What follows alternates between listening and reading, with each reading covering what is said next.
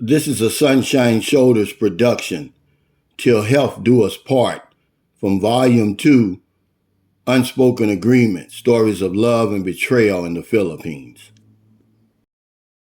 Anyone who is married or who has made those marriage vows before knows how hard married life can be with all its challenges. Living with another human being is difficult.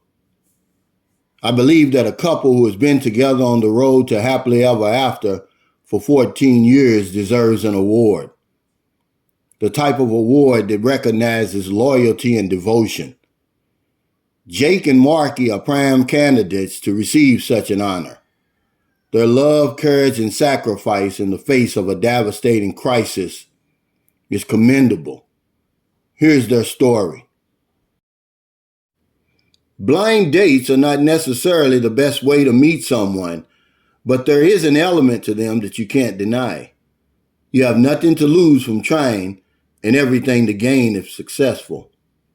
And these two certainly had nothing to lose. He, a recently divorced 45-year-old black man from South Carolina, and she, a 3-time loser from the Philippines, who had given up on finding love.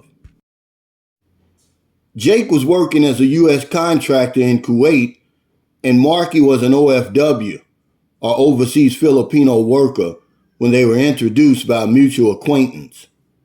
Neither was looking for a connection, and it was more of a way to beat boredom than anything else. Kuwait is not exactly party central. Jake was given Marky's phone number and urged to call. After a week or two of chatting over the phone, they agreed to meet. There were no expectations whatsoever. They would have lunch, talk, and see if there was a spark. Well, there wasn't a spark between the two. It was more like an explosion. Marky saw this tall, dark, and handsome gentleman sitting across from her and knew immediately that she wasn't about to let him get away. Jake was enchanted by Marky's beauty. He couldn't remember ever meeting someone so lovely. When he looks back on that first date, he is sure it was love at first sight. Over the next few months, their bodies and minds were intertwined like the threads of a rope, and they couldn't keep their hands off of each other. Every spare moment was spent together. Jake wanted to get to know Marky better, so he decided to go to Manila, the capital of the Philippines, and meet her family, alone. He wanted to make sure that what he was experiencing was real and that she was real. It all seemed too good. He had heard all the rumors about Filipino women and how they only wanted a foreign man's money and citizenship. But Marky was different. She never asked him for money, and she showered him with affection like no one had ever done before. The attention knocked him off his feet. It was genuine. If this wasn't love, then it sure felt like it. He would meet the family and ask all the questions while she wasn't around. For 2 weeks, Jake toured Manila and became acquainted with Marky's family. The cultural differences did nothing to dissuade him. After a week, he asked her to join him in Manila, where he proposed, and they were married the following year. Jake applied for Marky's visa. It was a long process. She failed the medical twice. The first time was for a positive sputum test. This could be a sign of tuberculosis, so Marky was asked to give a sample of her sputum and come back in 6 months for the results. After the long wait, the test results were negative, but the delay had caused her medical to expire, so she had to go through the process all over again. Jake was becoming impatient, and he was frustrated with the whole process and wanted to call it off. Cooler heads prevailed, and after 22 months, her visa was approved and she was heading to America. For Marky, this was a dream come true. She would be the first in her family to immigrate to the West. Above all things, she would make her mother and father proud. She made a vow to not let their sacrifices be in vain. Her father had given up a college education to take care of his young family, and her mother was always the last to eat. Many nights, supper consisted of only rice and salt, and there were occasions when Marky went to bed hungry. There just wasn't enough food to go around. Her dreams kept her alive. They were all she had. She was always able to see the rainbow through the rain. All the delays didn't bother her. Hurry up and wait was a way of life where she came from. The flight to America took 37 hours, including an 11-hour layover in Hong Kong. Finally, Marky arrived, happy, hungry, and exhausted. She couldn't sleep on the plane because she was too excited. Jake waited patiently at the gate for her. The flight was delayed by a few hours, but what's a few hours when you've been waiting 22 months to see your wife again? Marky walked off the plane through the lobby on the way to get her luggage. She had put on a few pounds since he last saw her, and Jake almost didn't recognize her. He was about to stroll right past her when she stuck her arm out and interrupted his stride. "Hey, don't you know your own wife when you see her?" Marky said. They laughed and embraced. It was the kind of embrace between two people who had thought that they'd never see each other again. Marky held on to Jake and wouldn't let go, even as they went down the escalator to the baggage claim. This was the happiest day of their young marriage. Bringing Marky home was not only his number one priority, but something he was proud of. He promised to give her a new life and all the things she never had growing up in Manila. Jake didn't exactly grow up with a silver spoon in his mouth. His family was poor by American standards. Money may have been in short supply, but love was in abundance. He came from a family that wasn't shy to say, "I love you." Every Saturday, Jake and his older brother, Terry, would sell the soda bottles that they collected during the week. Sometimes that little change would feed the family. His parents taught him the value of hard work and discipline, and it showed in everything that he did. Success followed him around like a lost puppy. His military career was no exception. He joined the Army right out of high school and had a brilliant career. When he joined the South Carolina State Patrol, it was a dream come true. He had big plans, but getting Marky out of the airport and home took priority over everything. Jake knew how that long flight from the other side of the planet affected people. He had did it twice. Marky walked out of the terminal and into a whole new world. The streets were clean. The traffic was orderly, what little there was. It was nothing like the traffic jams back home. And the snow. It was her first time seeing snow, and it was everywhere. America was just as she remembered it in the movies and on Facebook. She was so excited that she didn't notice how cold it was outside. Jake threw his jacket around her, and they hurried to the car. Marky took to her new surroundings like a fish to water. Jake had found a Catholic Mass where all the Filipinos in the area attended on the third Sunday of each month. Marky was pleasantly surprised to see so many of her fellow countrymen. She made friends easily, and a support group grew up around her. There were no children to care for, and they took advantage of their situation. They enjoyed a social life that many only dreamed about.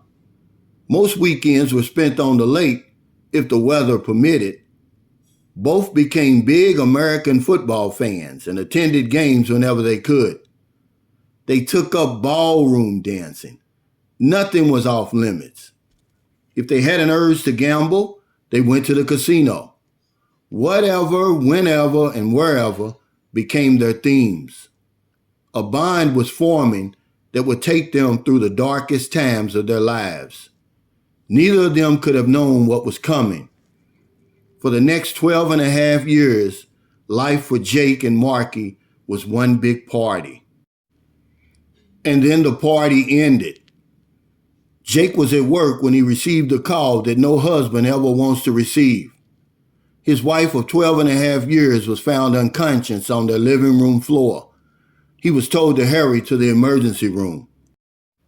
Marky had suffered a massive stroke. A stroke is what happens when blood flow to part of the brain is interrupted. It can be fatal, and your ability to recover from a stroke depends on the severity of the stroke and how quickly you receive medical attention. Luckily for Marky, when she started to experience a sudden and severe headache, she called 911.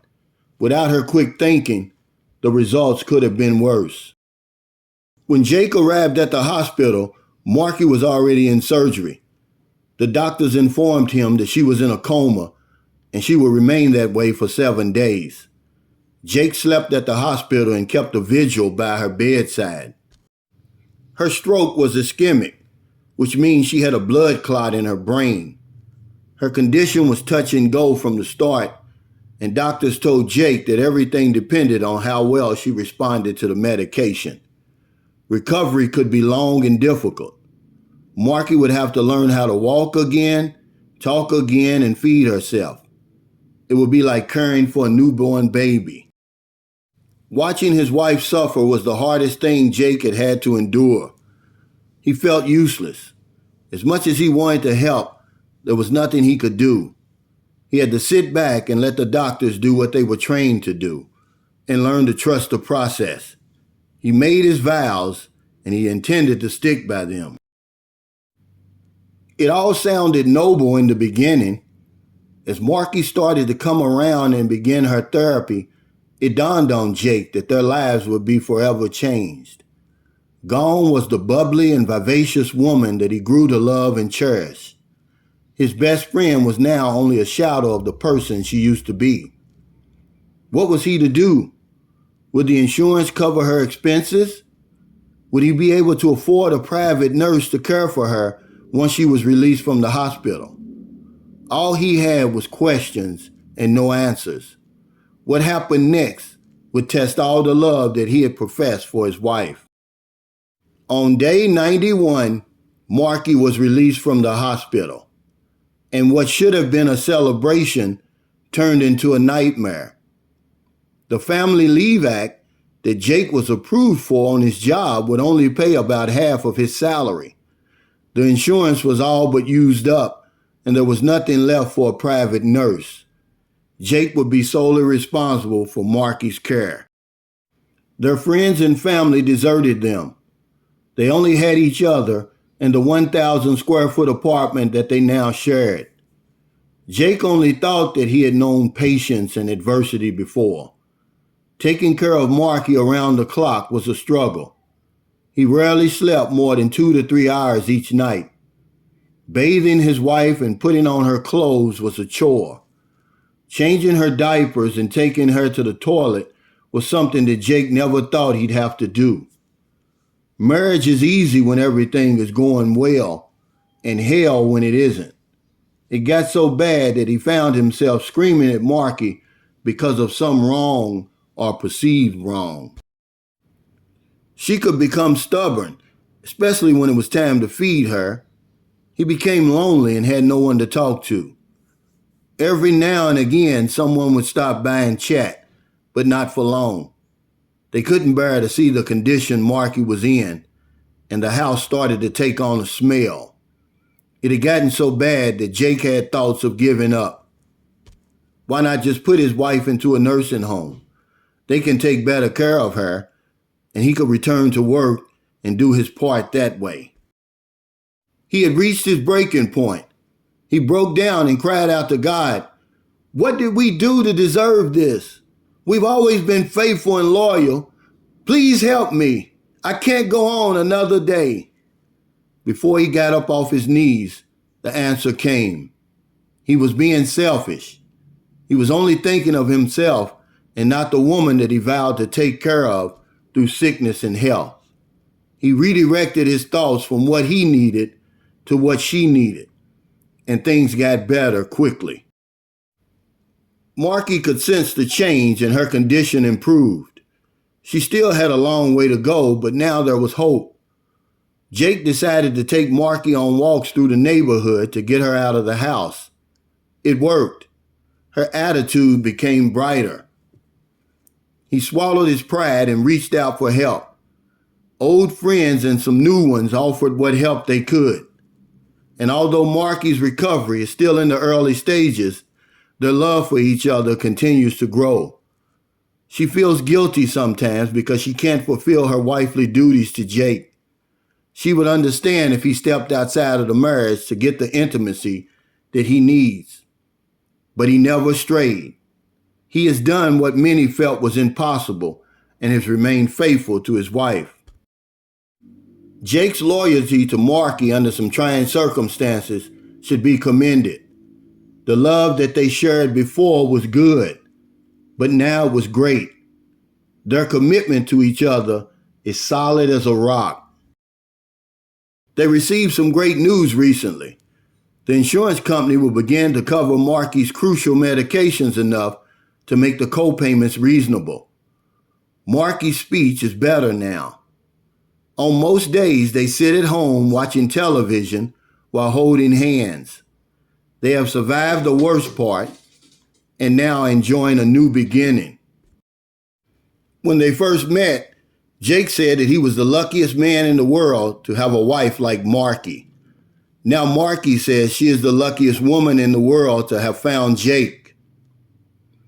Blind dates are not necessarily the best way to meet someone, but there is an element to them that you can't deny. You have nothing to lose from trying and everything to gain if successful. Jake and Marky just celebrated 14 years of marriage, and if anyone deserves an award, it's these two. This was a Sunshine Shoulders production, Till Health Do Us Part, Volume 2, Unspoken Agreement, Stories of Love and Betrayal in the Philippines. Thanks for listening.